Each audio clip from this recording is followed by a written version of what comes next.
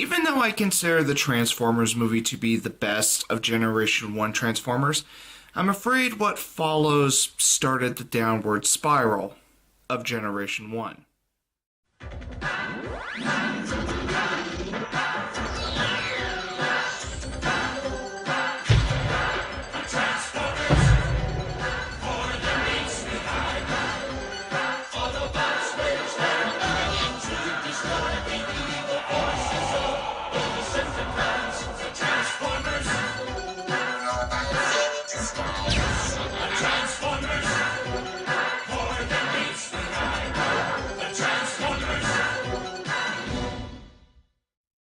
Season 3 of the Transformers takes place right after Transformers the movie.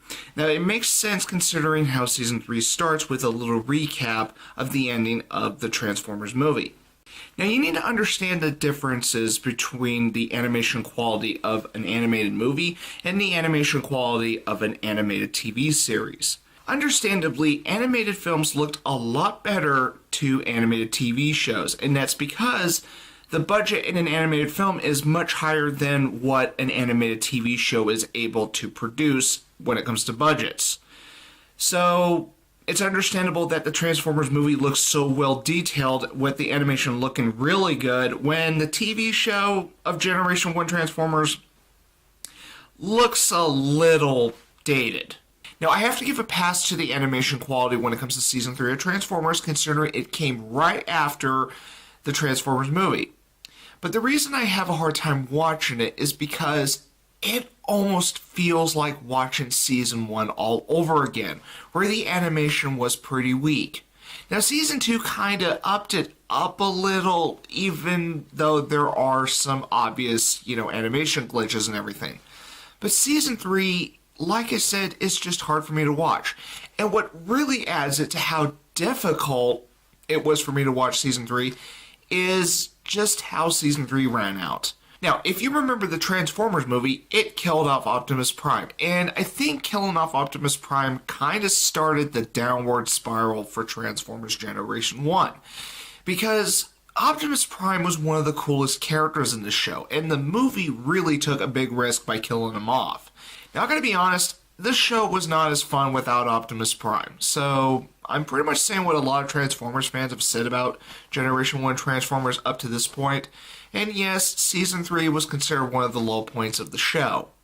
And I also would like to add that I actually fell asleep twice while watching Season 3 of Transformers, only to wake up and then just continue where I left off. Now that I told you that, that should really count as a bad sign. Not only was Season 3 hard to watch in terms of its visuals, but it was also boring. Season 3 has some fascinating episodes, such as Optimus Prime returning only for one episode, and the famous Starscream-centered episode where Starscream is a ghost. Oh, and he sparkles too. Also, I should mention the two-part Season 3 finale, The Return of Optimus Prime. Its climax of that two-part episode has Stan Bush's The Touch. Yeah. The Transformers movie was not the only thing from Generation 1 Transformers to contain Stan Bush's The Touch. As much as I find that climax to the two-part episode to be bullshit, I still think it was awesome to hear Stan Bush's The Touch again for the show. Last and most importantly is the 5-part premiere, The Five Faces of Darkness. Now, I'm probably going to piss off some Generation 1 Transformers fans here, but I gotta be honest, I didn't really like it. I thought it was boring.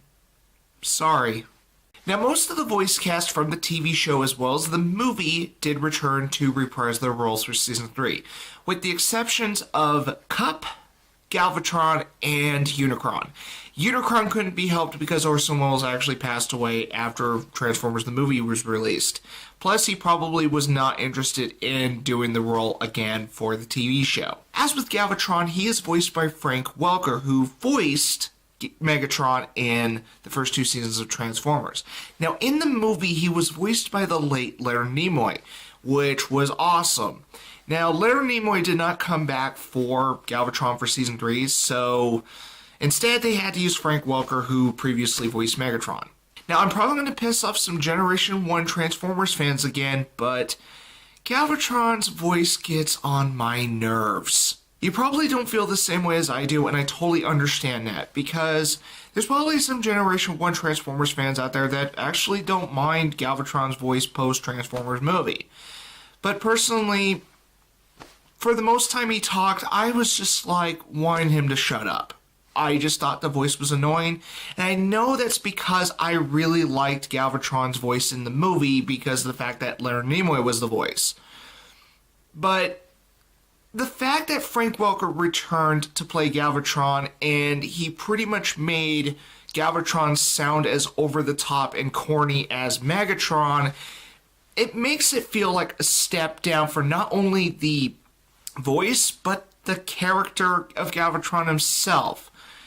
Say what you will, that's just how I kind of look at Transformers Generation 1 at this point. I have no comment for this soundtrack, but I did bring up Stan Bush's The Touch on a previous point in the review. Overall, Season 3 of the Transformers was pretty boring. I decided to include Season 4 of the Transformers in this review because in the DVD release of the Transformers, Seasons 3 and 4 were all in one set. And the reasoning behind this is because Season 4 of the Transformers only had 3 episodes. And all those 3 episodes consist of a 3-part episode called The Rebirth. Now, the reason Season 4 only had 3 episodes is because the ratings for Season 3 were slipping, and Season 4 was when the Transformers was canceled. Now, I'm afraid I do not have much to say for Season 4 of the Transformers because of how short it is. And all I can offer is that the animation is slightly better in terms of how it moves. The soundtrack is pretty much average. The characters are pretty much average, although it is nice to have Optimus Prime back. Now, I don't have much to say about Season 4 of the Transformers because the animation is slightly improved. The opening is actually the laziest version I've seen. The soundtrack is pretty much the same as before. The characters are generic, but not in a bad way, although it is very nice that Optimus Prime stayed after he returned at the end of Season 3. As for the 3-part episode, The Rebirth, it didn't really impress me. And after The Rebirth ended, the show was canceled and the original Transformers cartoon had ended. Which is a shame because the original Transformers cartoon was left open-ended. If you want the best possible conclusion to the original Transformers cartoon, it is the Transformers movie. Because even though the movie was rushed at the end, Hot Rod did state that this was the end of the Cybertronian Wars. And, you know, that was one way of putting an end to the original Transformers cartoon. And since Season 3 pretty much continued where the movie left off and everything, and considering that I was bored with Season 3, it's like, you know, even I would see the Transformers movie as the conclusion to the original cartoon. Or at least the best possible conclusion anyone could ask for. Now, I cannot deny that the original Transformers cartoon had a place for a number of kids back in the 80s. So there definitely was an appeal for Transformers back then. Now, I was not expecting the best possible quality of storytelling when it came to the Transformers, because even though I knew that the episodes were basic and the characters were generic, it was okay because this was a show geared for kids. Even shows in the 90s and the 2000s and even today still hold to that formula. There's just very few shows that did it differently and actually turned out to be amazing, such as Avatar: The Last Airbender and currently Steven Universe. What Generation 1 Transformers did right was having the show brilliantly disguised as a toy commercial. Now, I know that sounds silly on paper, but it actually worked. Now, Transformers wasn't the only cartoon back in the 80s to do this. There was G.I. Joe and My Little Pony. The one thing different about Transformers that the other two don't have is that with the Transformers toys, and you already know this, those toys can transform into vehicle mode and robot mode. And it was the most awesome concept I've heard for a toy line. Also, the show was exciting and action-packed for kids, so there is that appeal for the original Transformers. It is cheesy, but it is the fun kind. It was just unfortunate it went downhill after the movie. I give Season 3 of The Transformers my rating of 3.3. And I give Season 4 of The Transformers my rating of 2.7. I also would like to point out an additional rating. I give the entire television run of The Transformers my rating of 4.4. And I give the entire first generation of Transformers a 5. If you like this review, feel free to hit the like button. And if you want to keep track of my reviews, feel free to hit the subscribe button. And as always, you are welcome to leave me a comment. And thanks for watching.